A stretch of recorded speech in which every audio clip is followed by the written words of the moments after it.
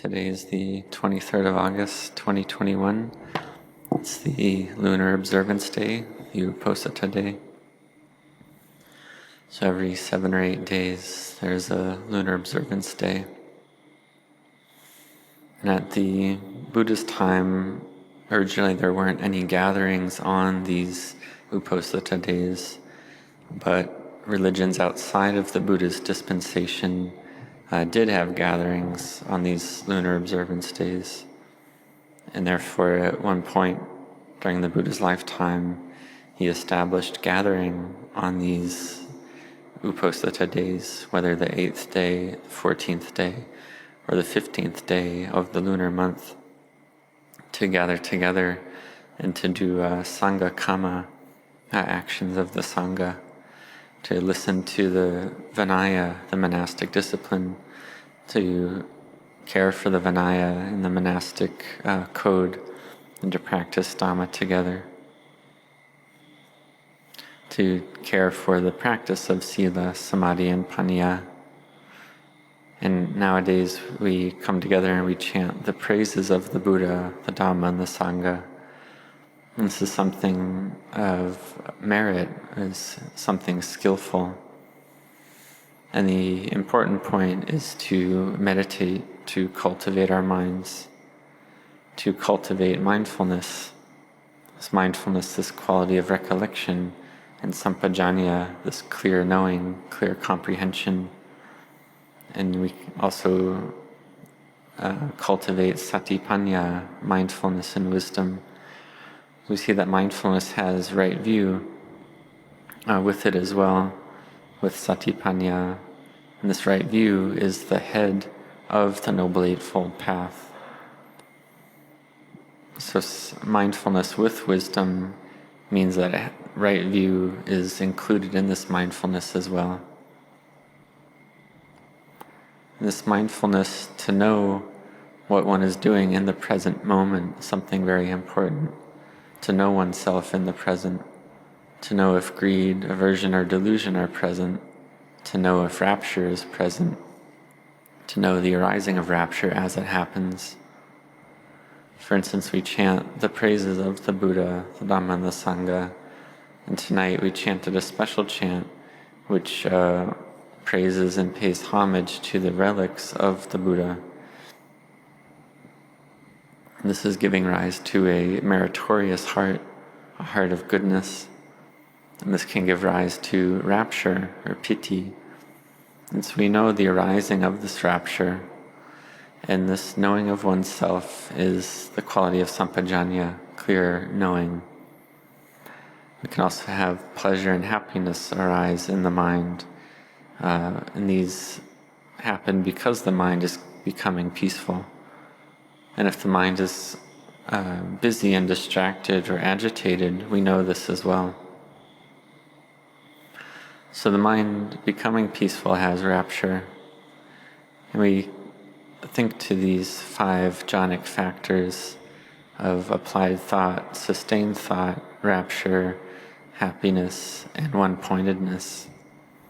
So when we chant, we are using applied thought and sustained thought with the chanting, these qualities of vitaka and vichara.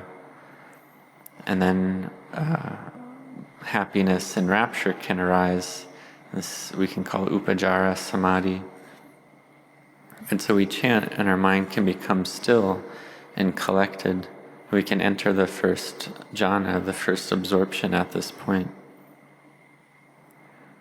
So we contemplate, have mindfulness with our body, have mindfulness with feeling, mindfulness with the mind, or mindfulness with the fact that everything is Dhamma. And so we know sense impressions and moods as they arise. We know liking, no disliking, no praise or blame, pleasure or pain. We know all of it as not self. All these various feelings are all not self, they're all Dhamma. So this is the Dhamma arising in the heart. So we chant, and this is one method to bring the mind to peace and collectedness. When we chant a lot, the mind can become filled with rapture. So this is a quality of samadhi. The mind's not busy and distracted, so may you have effort to bring this about. This is a method to bring the mind to peace. So may you practice in this way continuously, practice all the time to make the mind proficient in this. We recollect the qualities of the Buddha, and then samadhi can arise easily. Whatever kammatthana we use, whatever meditation object, we recollect it often, such as the recollection of the Buddha, Buddha Nusati. Just like we chanted this evening, the special chant, this is Buddha Nusati all the same. We're praising the qualities of the Buddha, the great wisdom, great compassion, great purity of the Buddha. And this is a way to give rise to rapture easily in the heart and mind. So may you have effort in this. May you try to do it. If you practice watching the in and out breathing, one may start to control the breathing to make the breath shorter, make the breath longer. This can lead the mind to become chaotic and agitated. So it may be suitable at this point to change one's meditation object to the recollection of the Buddha. We chant and we have our mind just with the single mood, single object of Buddha Nusati. We put down all the other sense impressions. This is a way to bring our mind to peace. So may you practice like this. Practice the Dhamma in this way, continuously, every single day. We eat food every day, we eat rice, and we drink water every day, maybe 2 or 3 liters. And food, we eat maybe 2 or 3 meals every single day. And our in and out breath, that's happening all the time, all day and all night. And these things happen all the time, every day, in order that our body may have life. We can see if there's a problem with the lungs. If the lungs have trouble breathing, we die very easily.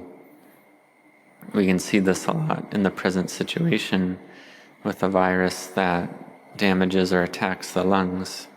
We see that the health of the lungs is very important. When a problem arises with the lungs, all the bodily systems start to have problems, and this leads to death. So we can ask, well, what does our mind need? What does our heart need? What does it use in order to keep on living? And the answer is the Dhamma.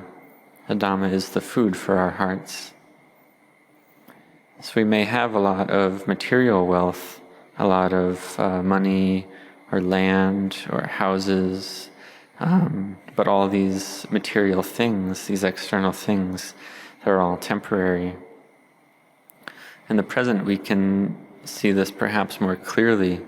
Before, we may have seen that this material wealth was something of great value, and we could use this money and wealth to take care of our body and our health.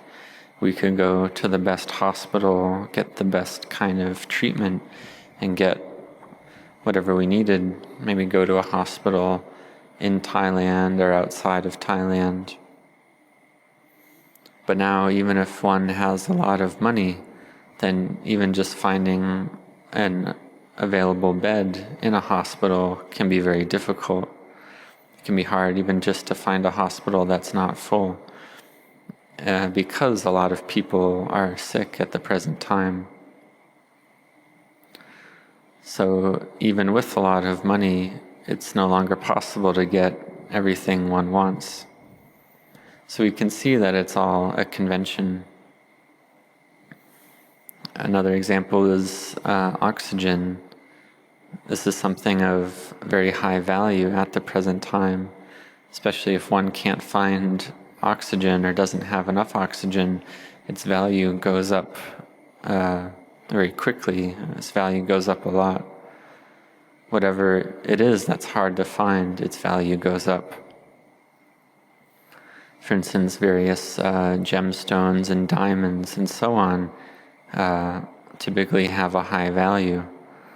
But in the modern day, there are different machines that can produce different types of gemstones and diamonds, and so their value goes down. Their value changes. So we see that it changes in this way. Whatever it is that has value or not, this is merely a convention. So if one has a lot of material wealth, but the heart doesn't have Dhamma, then this is a situation where the money can't buy Dhamma for the heart. And sometimes there's corruption as well, or cheating, even amongst those that have a lot of money. And in this case, the quality, the goodness of the heart is destroyed or degraded by these actions. This makes the heart not fresh, makes the heart as if it doesn't have life anymore. Because a heart that has Dhamma is a heart with freshness, with life in it. It's just like in the rainy season, when the trees become beautiful with lots of greenery and look very fresh and lively. This is a heart with Dhamma. Whereas in the hot season, the leaves fall, it's dry and it's hot. Such as when I was a younger monk, I went on Tudong, I went wandering to a branch monastery, Wat Marp, and there were no leaves at all, not even a single leaf. And I stayed there and had to patiently endure. And compared to this branch monastery, even Wat Nongpapong seemed easeful and filled with shade in comparison. So we see that this Tudong, this ascetic wandering, is something that's hard to do. I would walk in meditation and it'd be very hot. But there was one good aspect to this, was that the afternoon nap would tend to be short, because even after just lying down for 40 minutes, the body would be covered in sweat and ants would come crawling on the body and disturbing the body and the mind. And so one would just have just a 40-minute nap. So we see that the situation with a lot of heat, with all the leaves falling, this is the same as a heart that lacks inner quality, inner goodness. It's a heart that's dry. But a mind with goodness, for instance, chanting, one can feel this inner fullness and happiness in the heart. Similarly, with helping society, helping others, one can feel this fullness and happiness in the heart. For instance, at this time, some monasteries are cremating corpses without charging any money to the relatives, or helping with oxygen. Whatever it is, people are trying to help to the degree that they're able to. So this is merit, this is goodness. So in the beginning we have this quality and practice generosity, and we practice virtue and meditation. And for meditation monks, they need a meditation object, whether one is sitting, standing, walking, or lying down. One needs one's meditation object at all times. One can use prayer beads, mala beads, to help oneself with this.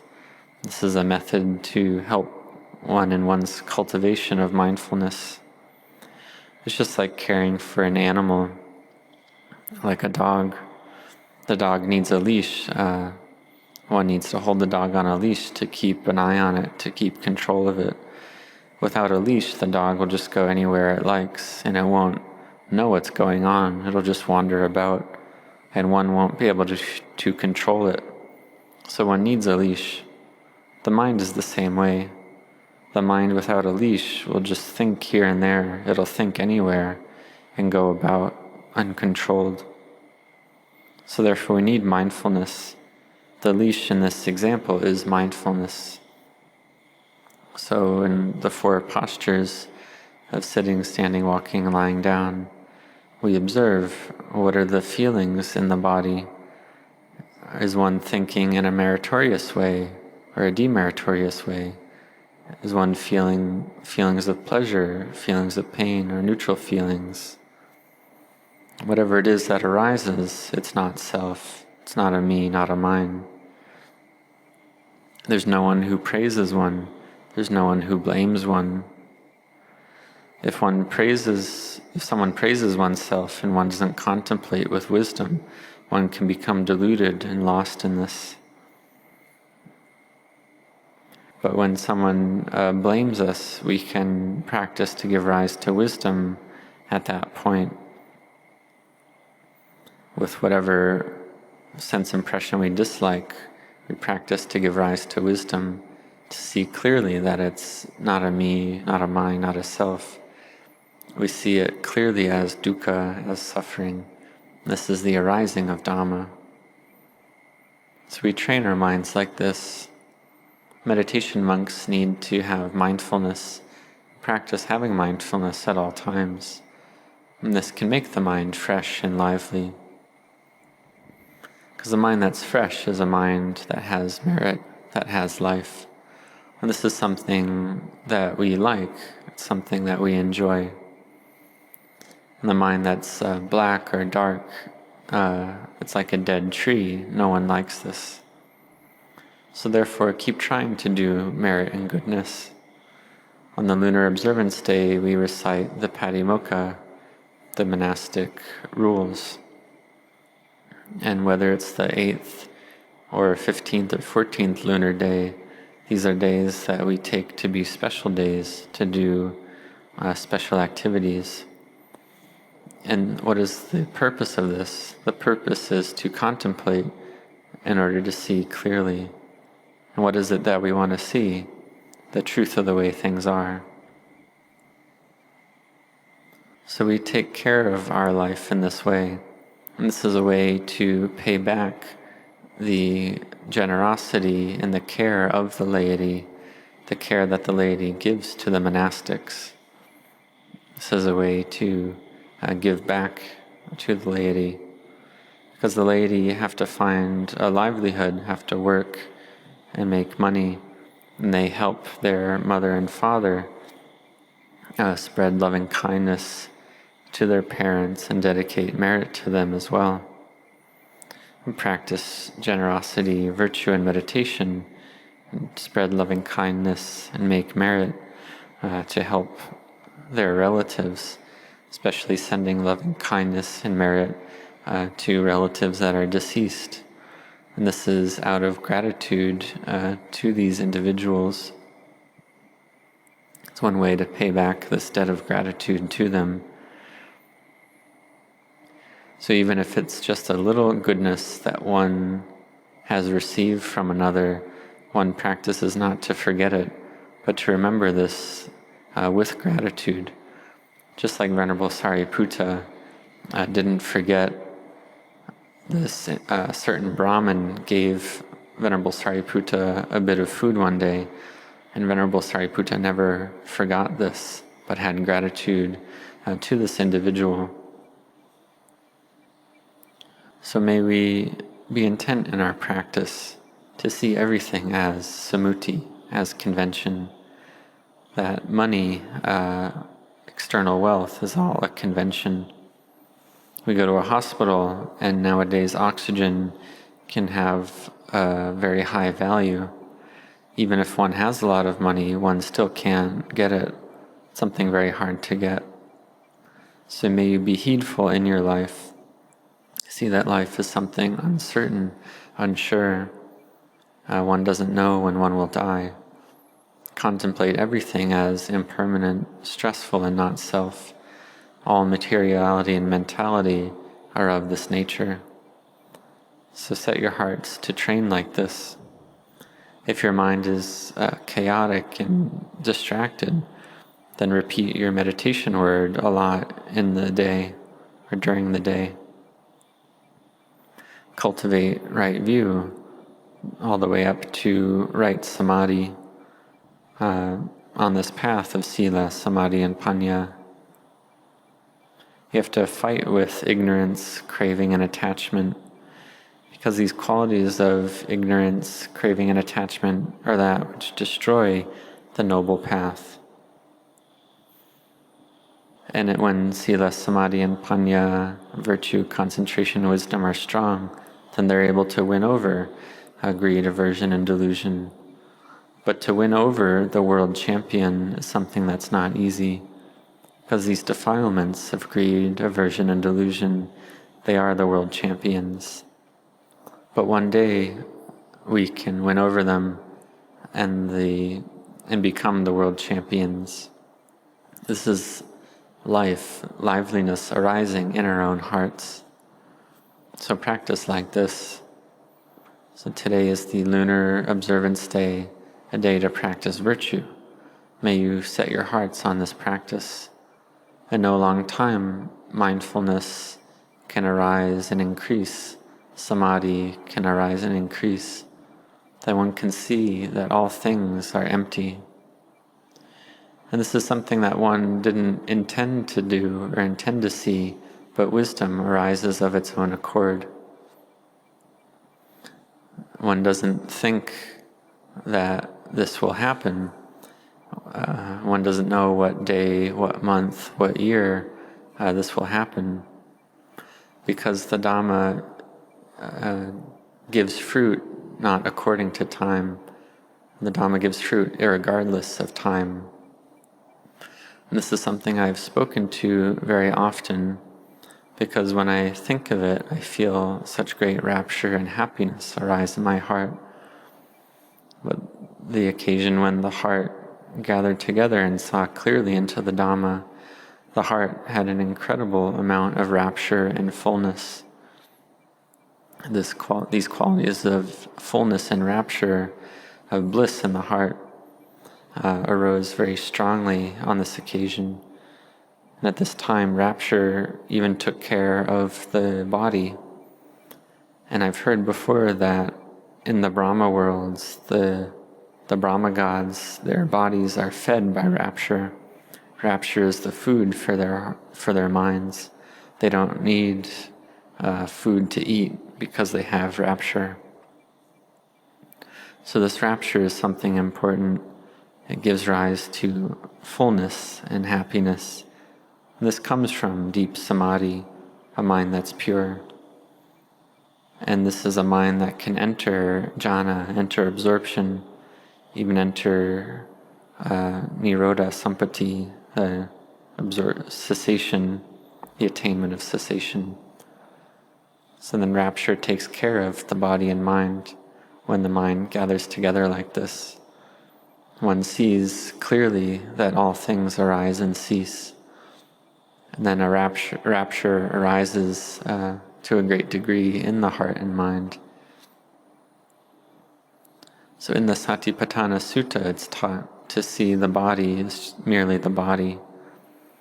But what we typically see is the body is a self. It's a me, it's a mine, it's a person, it's a being. It's a me and a mine, or a you and a yours. The body is a person, and external things have names like meditation hall or uposatha hall. And we feel like this is true. But we see, for instance, in the meditation hall, we feel like it's very big when there's just a few people in it. And this is based on the proliferation of the mind. But when a lot of people come and fill the meditation hall, then we feel like the meditation hall is small. And again, this is based on mental proliferation. But in reality, the meditation hall is just how it is. It's just natural elements that have come together. Similarly with beings, there's no one who joins with us and no one who separates from us. We don't lose anyone. It's just the four elements of earth, air, fire, and water, which are impermanent, suffering, and not self. and this knowing element which arises and ceases all the same. But ignorance, craving, and attachment take these knowing elements endlessly through the cycle of birth and death. And this is something that is truly fearful. If we're born into a good place, then it's okay. But we may be born in a bad place, which is very difficult.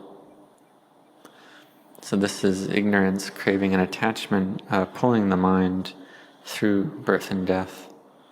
So that which we must meet with, which we must practice to see, is the Buddha, to see the Buddha in our own heart. So on the outer level we see monks may be good or not good, but the thing that's of importance is to make our mind good, to give life to our minds, to have Dhamma in our hearts. So may you all set your hearts on this practice.